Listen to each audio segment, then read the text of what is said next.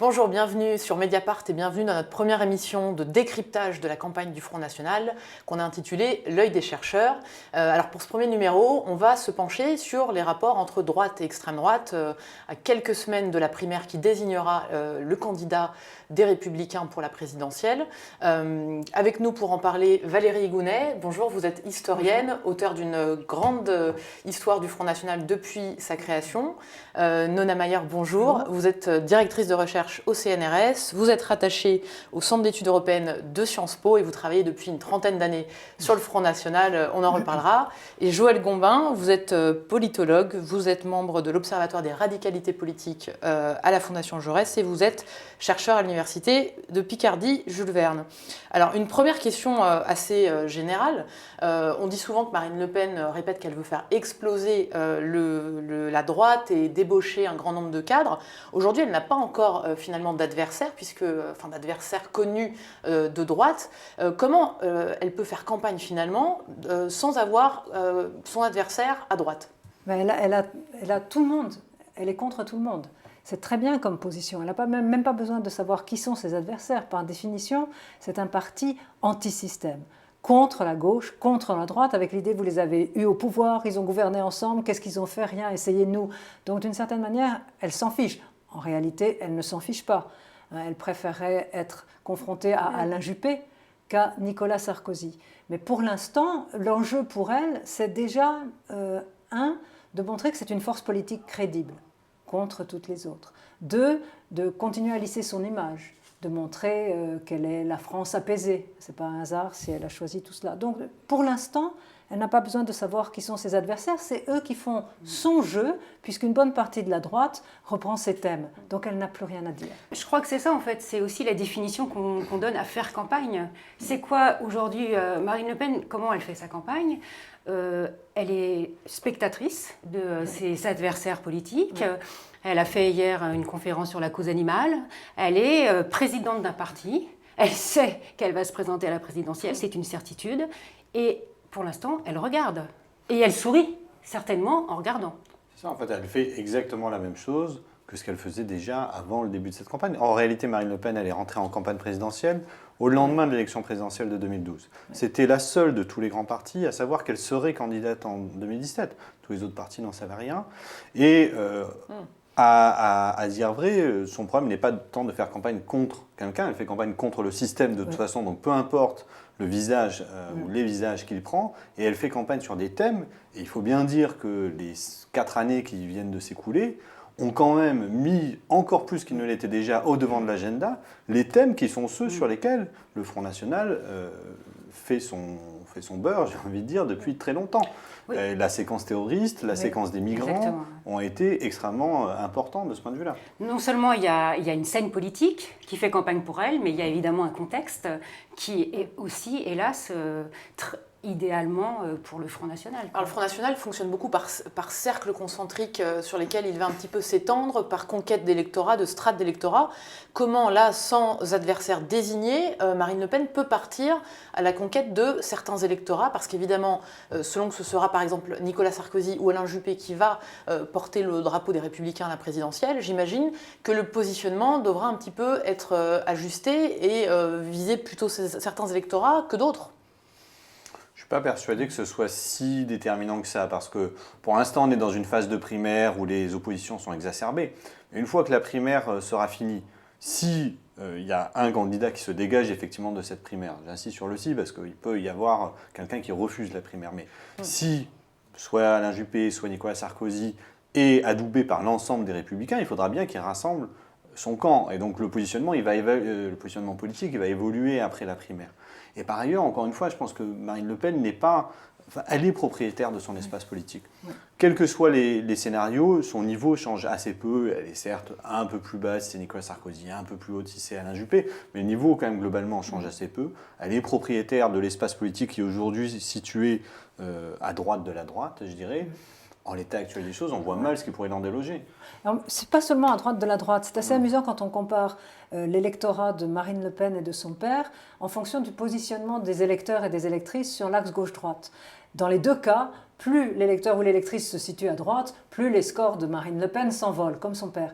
Mais il y a une belle bosse au milieu, ceux qui se situent ni à gauche ni à droite. Et ça, c'est la force de Marine Le Pen. Donc elle va continuer à labourer la droite de la droite et les déçus de la politique, ceux qui ne font plus confiance ni à la gauche ni à la droite. Pour le reste, ces thèmes de fond, ils sont au cœur de l'actualité à cause du contexte politique. Donc elle va continuer à mettre au cœur de tout ça, fermons les frontières, mettons en avant la préférence nationale. Et elle se paye même le luxe de dire qu'elle est moins radicale que ses adversaires de droite et de gauche, qu'il faut respecter l'état de droit.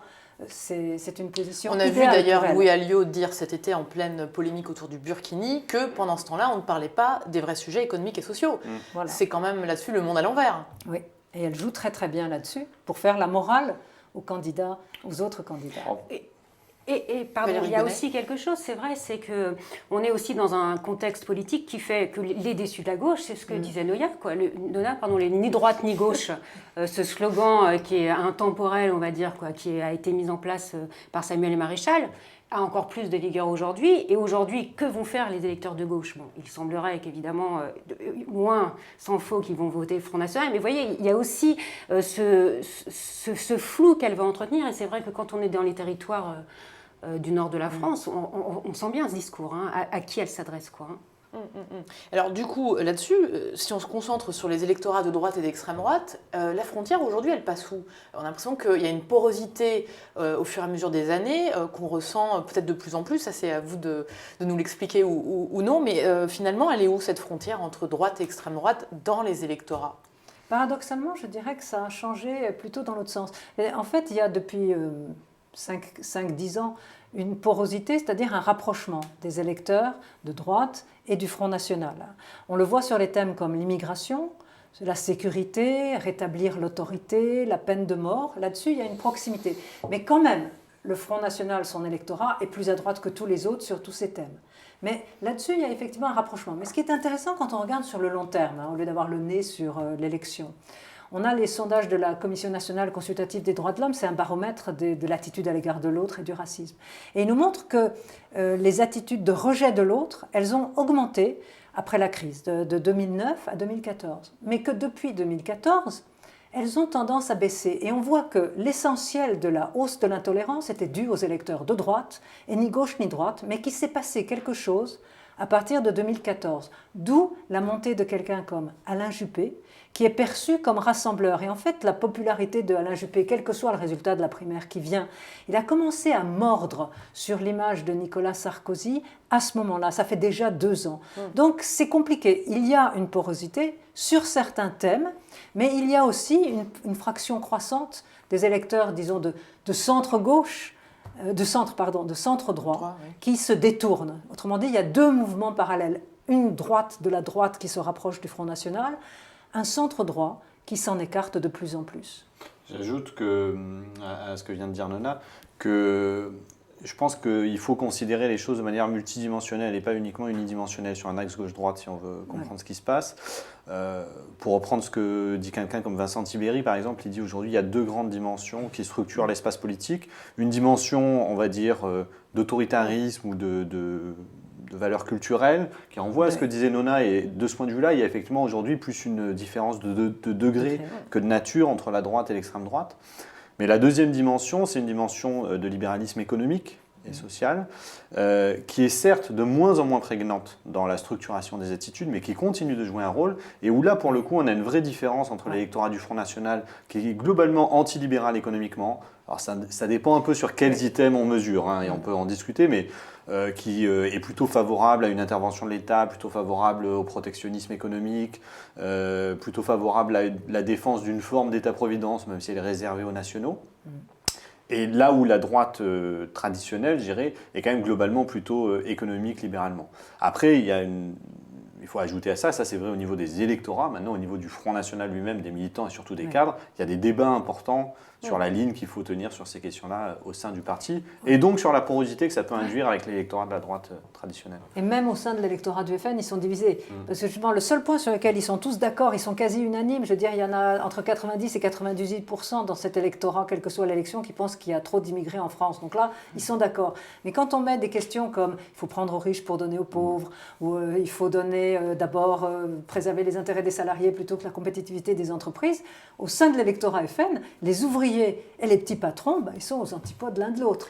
Donc il y a des clivages un peu partout. Adapte son discours par rapport à ça, par rapport à ses électorats. D'un côté, quand le Front National va dénoncer l'assistanat, on le voit de l'autre défendre au contraire les plus petits, les plus précaires. Donc il y a des contradictions. Comment le Front National se sort un petit peu de tout ça. La défense des PME d'un côté, la défense des salariés et des plus bas salaires de l'autre. On peut penser parfois que le FN est dans des contradictions difficiles. Je pense que tous les partis ont un peu, c'est pas spécifique au Front National, et je pense que justement ce qu'il met en avant, d'abord il s'adapte à ses auditoires. Quand il va être dans le Nord, dans une région en pleine faillite économique, il va mettre en avant son discours social, et quand il va être ailleurs, il va mettre en avant l'ordre, l'autorité, la famille, et puis il y a des clivages au sein même du FN, donc ça c'est normal. Mais sinon, ce qu'il va mettre en avant, là pour le coup, c'est cette dimension qui rassemble tout le monde, qui est fermeture, protection, préférence nationale. Et là, tout le monde est d'accord. Et peut-être aussi chercher d'autres personnes. Je pensais aux femmes, justement, on en parlait autrefois. Oui. Depuis, c'est vrai que Marine Le Pen a réussi, entre autres, quelque chose, c'est qu'à la présidentielle de 2012, pratiquement autant de femmes ont voté FN que les hommes. C'est la première fois dans l'histoire du Front National. Donc, il y a ces électorats différents, mais il y a aussi cette catégorie. Là, c'est vrai qu'elle a un discours aujourd'hui, je vois encore à Fréjus la dernière fois, elle s'adressait à ces femmes, cette espérance politique qu'elle est censée représenter, elle va chercher aussi ce qu'elle peut prendre. Quoi. Oui, c'est vrai que c'est une catégorie des électorats. Et c'est vrai que ça, c'est la première fois que ça se passe dans cette histoire. Quoi. Jean-Marie Le Pen n'a jamais réussi à fédérer les femmes comme elle le fait depuis 2012, pour la présidentielle, pour cette élection spécifique. Parce qu'entre-temps, il y a eu les européennes, les régionales, et là, de nouveau, il y a 6 ou 7 points d'écart. Ça ne veut pas dire qu'il y a plein de femmes qui votent pour le Front National. Mais le pourcentage, il y a, selon l'élection, de 3 à 6 points d'écart. Et là, on est retombé pour les régionales à 6 points d'écart. Donc, en fait, l'avenir de Marine Le Pen, ça dépend de l'électorat féminin. C'est 53% de l'électorat inscrit, les femmes. De leur degré de mobilisation et de leur vote dépend très largement. Et ça, justement, on a prévenu d'y revenir sur Mediapart précisément sur la question du genre dans le vote Front National. Pour revenir un petit peu à la droite, ce qu'on voit dans les élections intermédiaires des dernières années, les élections locales, c'est que finalement, quand le Front National se retrouve au deuxième tour face à la gauche, il a du mal à faire le plein, évidemment, à droite. C'est-à-dire que les reports ne sont pas encore à la hauteur de ce qu'il pourrait espérer pour l'emporter. Oui. Donc, il bloque toujours sur ce stade à passer. Alors, est-ce que c'est pas finalement là le problème de Marine Le Pen pour les élections à venir, que ce soit d'ailleurs l'élection présidentielle ou plus tard les élections législatives, c'est face à un duel face à la gauche, comment le Front National peut attirer les voix de droite ? Je dirais, pour 2017, je crois qu'au Front National, à peu près tout le monde a abandonné l'ambition de gagner l'élection présidentielle. Aujourd'hui, l'enjeu politique n'est pas là. L'enjeu politique, c'est quel score au premier et surtout au deuxième tour, combien de députés aux législatives derrière. Mais voilà, c'est très simple. Sous la Ve République, le mode de scrutin du président de la République impose d'avoir des alliés au second tour. Si vous n'avez pas d'alliés, ce n'est pas possible de passer la barre des 50%. Aucun parti en France, même le parti gaulliste à la grande époque, ne passait pas tout seul la barre des 50%.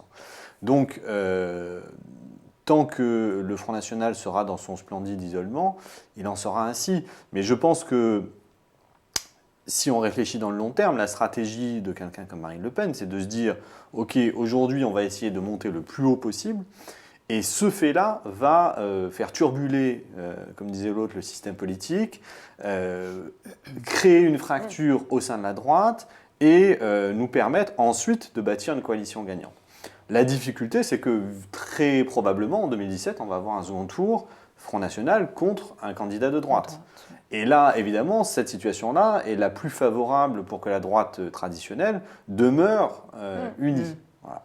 Donc le seul angle d'attaque de Marine Le Pen, c'est d'espérer que l'un des candidats de la primaire conteste le résultat et se présente en indépendant, ce qui là provoquerait immanquablement une explosion du Parti des Républicains. Oui. De manière plus générale, il y a quand même un blocage chez les électeurs de droite, du moins dans une partie des électeurs de droite, c'est la question économique.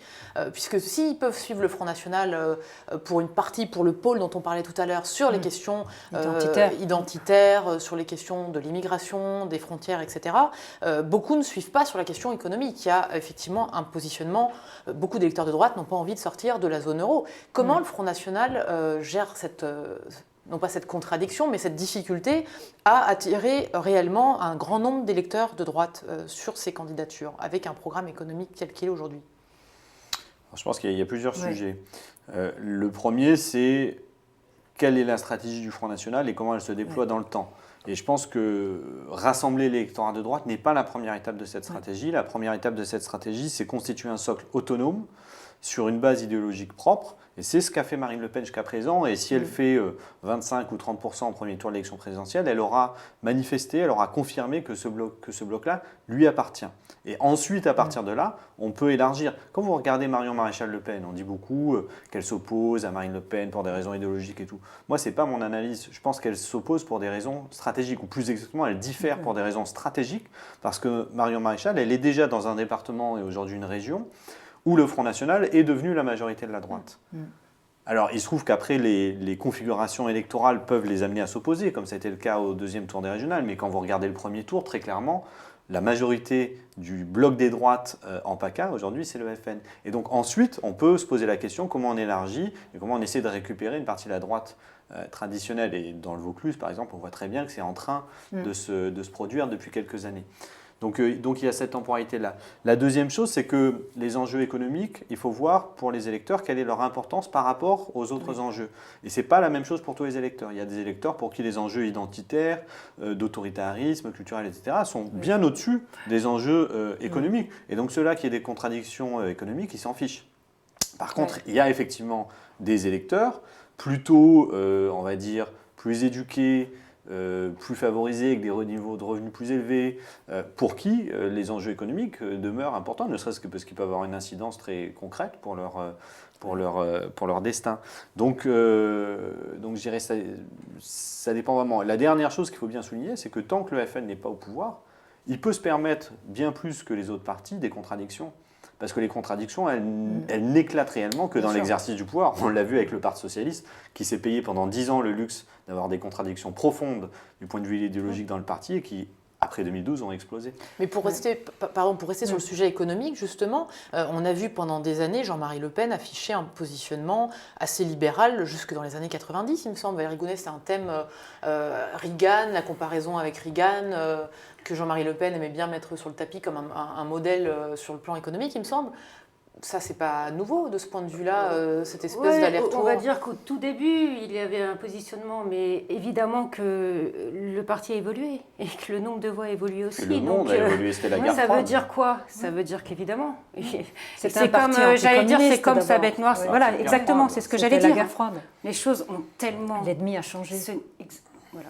Donc on n'en est plus du tout là. Et puis il y a une adaptabilité évidemment qui se fait partout. Donc c'est pareil, c'est pas spécifique au Front National. Hein. On ne peut pas comparer la position économique du Front National en 1973, ce libéralisme dont vous parlez, et aujourd'hui.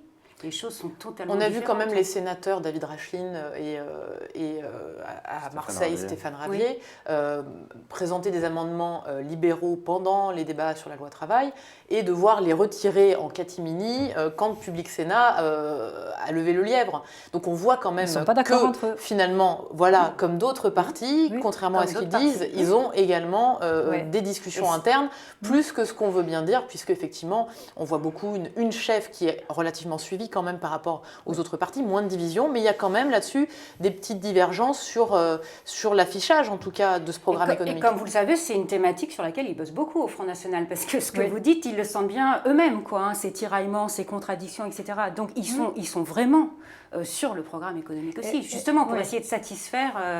Et leur manière de faire, c'est de dire, avant c'était très très très clair, c'était très tranché, on sort de l'Europe, on sort de l'euro, maintenant c'est on va faire un référendum. Voilà. Donc c'est aussi une manière d'apaiser un peu et de calmer. Sachant que la sortie de l'Europe n'a jamais été dans le programme officiel du Front National.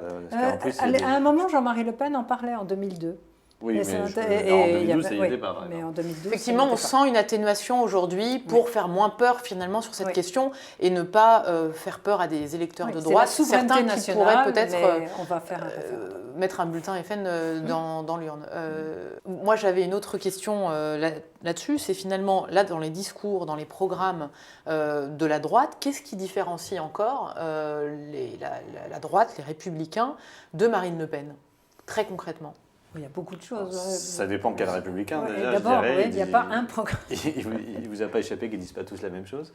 Et puis, d'abord, il y a une différence majeure, c'est que les Républicains étaient au pouvoir il y a 4 ans, 5 ans, et pas le Front National. Et ça, mine de rien, en particulier si c'est Nicolas Sarkozy qui est le vainqueur de la primaire, ça jouera un rôle. Même si il est vrai que les électeurs n'ont pas toujours une mémoire politique très longue, malgré tout, le FN aura beau jeu de systématiquement répondre à Sarkozy, que ne l'avez-vous fait lorsque vous étiez au pouvoir Ça, c'est le grand atout du Front National Bien depuis 30-40 ans. Il n'a Bien pas sûr. été au pouvoir et il a- peut il a répondre. cette chance. Donc ça, typiquement pour les électeurs les plus protestataires, je dirais, en tout cas ceux qui ont un rapport au système politique assez distant, c'est quand même un atout absolument majeur. Et je crois que c'est probablement beaucoup plus déterminant que des différences programmatiques qui sont souvent effectivement assez mineures, parce que l'électeur médian, je dirais, n'a pas forcément un niveau de sophistication politique et d'information politique extrêmement poussé. Donc après, on peut se faire plaisir à jouer un peu sur les curseurs, plus à droite, moins à droite, etc.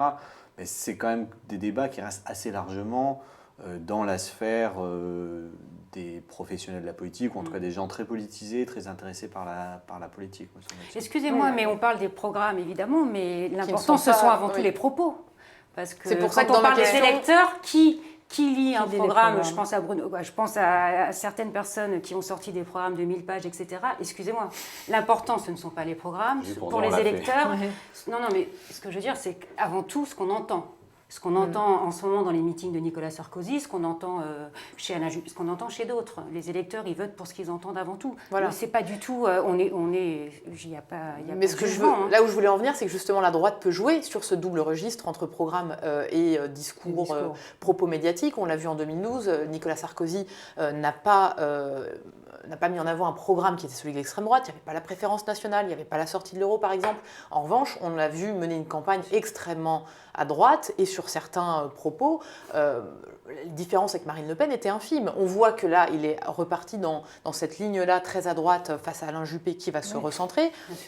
Donc c'est pour ça que ma question, c'est concrètement, dans les discours, qu'est-ce qui peut les différencier autant si on prend par exemple Nicolas Sarkozy, qui est le plus proche des discours de Marine Le Pen? Non, il y a quand même des différences, même globalement, sur la peine de mort, par exemple. Voilà. Je ne pense pas que du côté des Républicains, on soit pour le rétablissement de la peine de mort, même si Marine Le Pen, de son côté, commence à dire qu'il faudrait aussi un référendum ou que ça c'est uniquement pour les cas de terrorisme. Là, il y a une différence. Il y a une différence sur l'application de la préférence nationale. Elle est systématique dans le programme du Front National. Ce n'est pas le cas dans le cas des Républicains. Et puis, sur le social et l'économique, là, quand même, les différences sont fortes. Quand on regarde le programme en ligne, quand on a curiosité, et le résumé, parce qu'ils ont un résumé aussi en 20 pages du programme du Front National, il est extrêmement social. Je veux dire, c'est une hausse automatique des petits salaires de 200 €, c'est le retour de l'âge de la retrite à 60 ans, c'est non, mais quand même, si on regarde sur le programme, donc il y a quand même des différences. Sur l'âge de la retraite, oui, mais il y avait aussi d'autres différences du même type où on voit clairement que, oui, sur l'impôt sur les grandes fortunes, ils veulent une taxation, un impôt unique sur le patrimoine du côté du FN. C'est pas exactement, c'est moins ultra-libéral sur le plan économique que ce qu'on entend quand même du côté des Républicains. Et ce tournant social, on le voit déjà avec Bruno Maigret en 1992, où il y a 51 mesures pour le retour du social ou quelque chose du genre. Donc c'est une évolution ancienne, et là il y a une vraie différence. Et puis je pense aussi à d'autres thématiques. Alors évidemment que la peine de mort, c'est le seul parti en France, mais je pense par exemple à la thématique de l'avortement.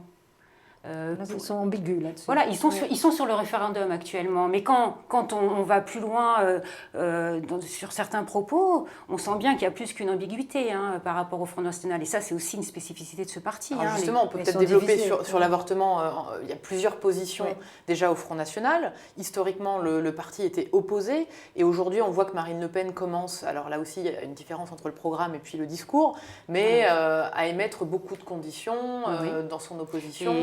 Et à dire que si justement économiquement, s'il faut faire des choix, elle ne fera pas des choix par rapport à l'avortement justement, mais elle ira beaucoup plus nourrir les caisses de retraite ou des choses comme ça. Ce sont ces discours-là. Et puis il y a aussi par exemple Marion Maréchal Le Pen sur cette thématique, qui est contre qui se prononce contre le planning familial, ce qui veut dire aussi d'autres choses par derrière. Donc, vous voyez, il y a aussi d'autres thématiques qui font que ce parti est fondamentalement différent d'un parti comme les Républicains. Et cet exemple est en même temps un bon exemple d'un Front National qui attrape tout, c'est-à-dire que en fait, ceux qui veulent entendre que le Front National reste opposé à l'IVG vont l'entendre par la bouche de Maréchal Le Pen, et ceux qui veulent entendre au contraire que là-dessus il se modernise, qu'il émet des conditions, vont entendre plutôt Marine Le Pen, non ?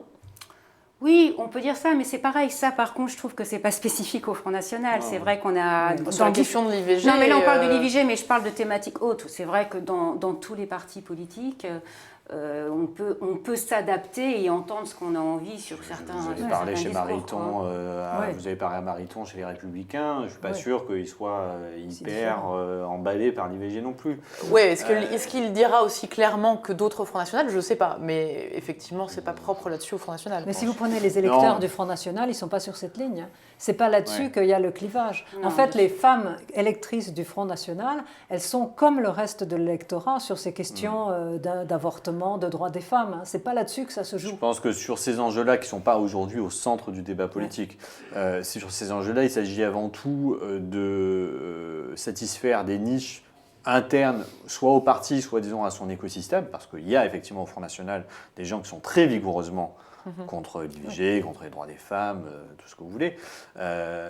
Mais je suis pas sûr, effectivement, je suis d'accord avec Nona, c'est pas quelque chose de déterminant pour l'électorat du Front National aujourd'hui. On n'est pas dans la situation de la Pologne, par exemple, où c'est devenu un enjeu très politisé, très déterminant, ou même de la France après, au moment de la loi Veil. Mais aujourd'hui, c'est même la peine de mort, c'est plus un enjeu qui est. Non, mais ce sont les différences entre les partis, c'est ce qu'on disait. Voilà, ce sont mais des marqueurs, il suffit de leur demander quels sont les d'accord. enjeux. Il y a des tas de questions sur qu'est-ce qui va être vraiment important pour vous au moment de voter. Bon, si vous prenez l'ensemble de l'électorat, actuellement, c'est chômage et terrorisme à peu près au même niveau, chômage un tout petit peu plus. Mais si vous prenez les électeurs potentiels du Front National et électrices, on est à 80% pour mettre d'abord l'immigration. Autrement dit, il y a des tas de gens qui ont un problème avec l'immigration, qui ont peur, ils trouvent qu'il y en a trop, mais au moment de voter, c'est pas ça qui arrive en tête. Et donc le Front National, ce qui le caractérise, c'est ça, c'est l'arbitrage entre ces différents enjeux. Et donc ce qui soude la base des électeurs du Front National, c'est donc la question de l'immigration, à 80-90% selon les... Avec tous ces volets, parce que quand vous dites immigrer, ça veut dire à la fois menace économique, c'est présenté comme une menace économique, ils prennent nos boulots et nos aides sociales, c'est présenté comme une menace culturelle, c'est une menace pour l'identité de la France, ils ne s'adaptent pas, et une menace politique. Vous imaginez, demain, nous allons avoir un maire musulman. Voire une menace physique. Voire une menace... Donc, tout, et le terrorisme. Donc, c'est un mot valise dans lequel il y a tout, et c'est ça qui fait peur. Et c'est autour de ça qu'ils réunissent leurs électeurs et leurs électrices. Et c'est intemporel en plus. Et c'est comme ça depuis... on est bien d'accord que le Front... Voilà. Alors on parlait tout à l'heure d'un des marqueurs du Front National, c'est la préférence nationale, qu'il a rebaptisé priorité nationale, qui consiste donc à donner en priorité des emplois, du logement, etc. Aux Français. Et donc finalement, là-dessus, est-ce qu'on peut imaginer, par exemple, Nicolas Sarkozy ouvrant une porte sur cette mesure dont on a vu que l'application, par exemple à Vitrolles, sous la municipalité des Maigret dans les années 90, a été... cassée par le tribunal administratif. Voilà, a été un problème administratif, mais en tout cas inconstitutionnel au regard de la Constitution aujourd'hui. Donc finalement, est-ce que la droite peut aller sur ce terrain-là dans une campagne qui s'annonce, je crois déjà, extrêmement à droite ? En fait, moi je pense que l'un des angles d'approche là-dessus, c'est quand même de se dire que pour qu'il y ait préférence nationale, il faut qu'il y ait quelque chose à redistribuer. Or, il y a toute une partie de la droite aujourd'hui qui dit laissons faire le marché, diminuons les aides sociales, diminuons le logement social, etc. Ouais. Donc si on fait ça, le problème est réglé, c'est le marché qui décide. On peut mettre éventuellement une règle que les Français sont prioritaires pour l'accès aux emplois par rapport aux étrangers, mais je signale quand même que c'est l'état du droit en France aujourd'hui, que quand vous embauchez un salarié étranger, en tout cas au moins extra-communautaire, il faut faire une justification en disant qu'on n'a pas trouvé de salarié français pour l'embaucher. Donc ça, c'est l'état du droit aujourd'hui.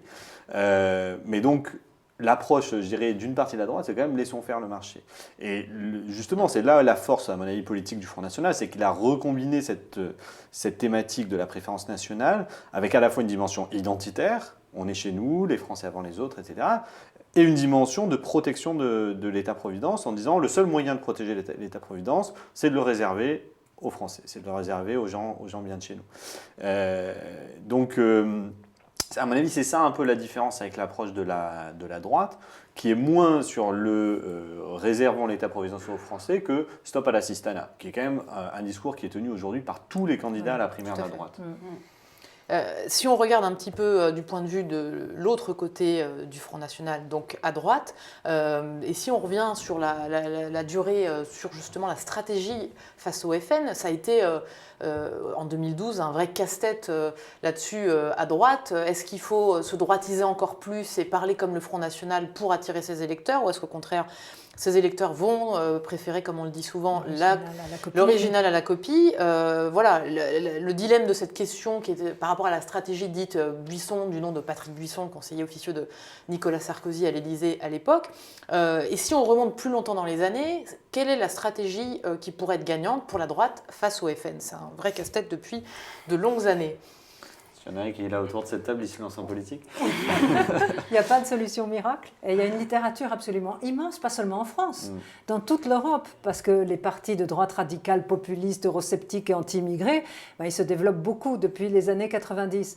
Et ils trouvent, on peut aller à un pôle, il y a interdire. Bon, on n'interdit pas un parti qui ressemble 30% de l'électorat, c'est un peu tard. À l'autre bout, il y a gouverner avec. Vous avez aujourd'hui, vous allez en Suisse, l'Union démocratique du centre, elle est au pouvoir. Vous allez en Norvège, vous allez en Finlande, vous avez des ministres. Donc, entre ces deux extrêmes, il y a tout un tas de stratégies. Et il y a l'alliance, on va remonter jusqu'à Dreux. Je veux dire, quelque chose qui a beaucoup aidé au décollage du Front National, c'est l'alliance avec la droite en 1983 dans l'élection partielle de Dreux. Vous avez... La gauche a aidé le Front National quand, en 1986, elle a changé le mode de scrutin. Donc, on peut jouer avec les règles électorales, on peut jouer avec la législation antiraciste. Il y a des tas de manières de faire, mais il y a une chose qui ne marche jamais, c'est de se mettre sur leur terrain. Je veux dire, c'est comme dans les sports de combat. Vous n'allez pas sur le terrain de l'adversaire, vous l'amenez sur votre terrain. C'est pourtant ce à quoi on assiste depuis des années. Parce et ça que ne marche même, pas. Même à gauche, la déchéance de la nationalité... Et voilà. c'est catastrophique parce que, en fait, il y a des travaux pour les autres partis et sur une longue période, vous voyez que chaque fois que les partis de gouvernement font de la surenchère et mettent l'immigration au cœur du débat, ils perdent. Ils favorisent la poussée électorale des autres partis. Et on le voit tant au niveau national que dans un pays comme la Suède, où il y a une nouvelle droite extrême qui s'est développée, les démocrates suédois, il y a une analyse faite au niveau des 290 communes. Quelle politique ils ont face aux réfugiés, qui est un vrai problème dans un petit pays comme la Suède. Et là encore, ils viennent de constater, les articles viennent de sortir, que chaque fois que les élus locaux essaient d'adopter une position dure par rapport aux réfugiés, eh bien, ils favorisent la poussée électorale des démocrates suédois, qui n'ont de démocrates que le nom pour l'instant. Et l'autre chose, c'est que si des élus de gauche le font, l'impact est encore plus catastrophique, parce qu'on attend de la gauche, justement, qu'elle soit le parti de la justice sociale, de la solidarité avec les réfugiés. Mais là, on a tous les éléments qui nous montrent que, un, ça légitime les thèses de la droite radicale, populiste ou extrême, et deux, ça divise la droite, parce que les électeurs plutôt centristes ou plutôt modérés, ils vont fuir. Donc c'est une mauvaise stratégie. Et si Nicolas Sarkozy, en 2007, il n'a pas gagné parce qu'il a créé un nouveau ministère de l'identité et de l'immigration nationale, il a gagné parce qu'il proposait quelque chose de positif. Si vous travaillez plus, vous allez gagner plus. Un hommage aux gens qui travaillent, à l'effort et au mérite. Donc c'était un discours positif. Il n'a pas eu de chance, la crise est arrivée juste après. Mais la seule manière de se battre contre le Front National, ou contre ces droites radicales, mais c'est d'avoir un programme politique.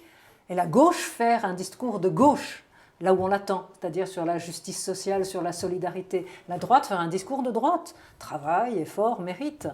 Individu, la gauche c'est le collectif et la solidarité, mais pas surenchérir sur l'immigration, le droit du sol, les fichesses. Ça c'est une catastrophique. Pardon. Valérie Gonnet. Non, il y a deux petites choses. La campagne de 2007, Nicolas Sarkozy a gagné pour ça, mais aussi il faut se rappeler de la campagne de 2007 du Front National. C'était une campagne, rappelez-vous de l'affiche de la petite beurette, nationalité, assimilation, etc. Ils ont tout cassé. Exactement. Donc ça voulait dire que ça allait aussi à l'encontre d'un logiciel frontiste. Donc ça, c'est la première chose. La campagne était contre-productive. Et après, pourtant dirigée par Marine Le Pen. Totalement, dirigée par Marine Le Pen et avec des personnes dans son staff qui était entre autres Alain Soral, etc. etc. La chose aussi qui est intéressante, c'est que c'est vrai que cette histoire a commencé en septembre 83 avec les élections partielles de Dreux. Ce qui est intéressant aussi, c'est les réactions à ce moment-là. Moi, je sais que j'ai en tête les paroles de Jacques Chirac ou de Jean-Yves Le Gallioux. Jean-Yves Le Gallioux qui a rejoint le Front National, qui est quand même un des idéologues évidemment centraux dans les années 80. Et Jacques Chirac, c'était des personnes, l'ennemi à abattre, c'était le PS. Donc, c'était quoi cette alliance? C'était avant tout pour combattre l'ennemi. Les socialo-communistes. Exactement. Ouais. Et c'est là aussi que c'est intéressant, toutes ces paroles. Et moi, je sais que Le Pen, au municipal de 83 au printemps, il avait été approché par le conseiller de Thierry Mariani, justement, pour faire une alliance. Il y avait cru, ça ne s'était pas fait. Mais Chirac, son discours, c'était justement abattons avant tout le PS et faisons fusion ensemble pour abattre cet ennemi commun. Alors, au regard de ce qu'on vient de dire justement là, est-ce qu'on peut émettre une hypothèse qui serait que en fait, Marine Le Pen a déjà gagné la bataille culturelle actuellement, avec la déchéance de la nationalité proposée là par la gauche, avec le discours actuel de Nicolas Sarkozy et des propos qu'on n'a quand même pas entendus en 2012? Je dirais pas que c'est Marine Le Pen toute seule qui a gagné la bataille culturelle. Je crois que c'est une entreprise largement collective. La logique identitaire, en tout cas. Mais il me semble clair, effectivement, que la bataille culturelle aujourd'hui a été remportée par les droites ou par des droites autour d'une vision du monde qui est une vision extrêmement identitaire. Qui est une vision, j'aime bien ce que dit Nicolas Lebourg sur l'orientalisation du monde, c'est-à-dire où il y a, en fait, il faut toujours, je pense, relier les perceptions de politique intérieure aux perceptions de géopolitique.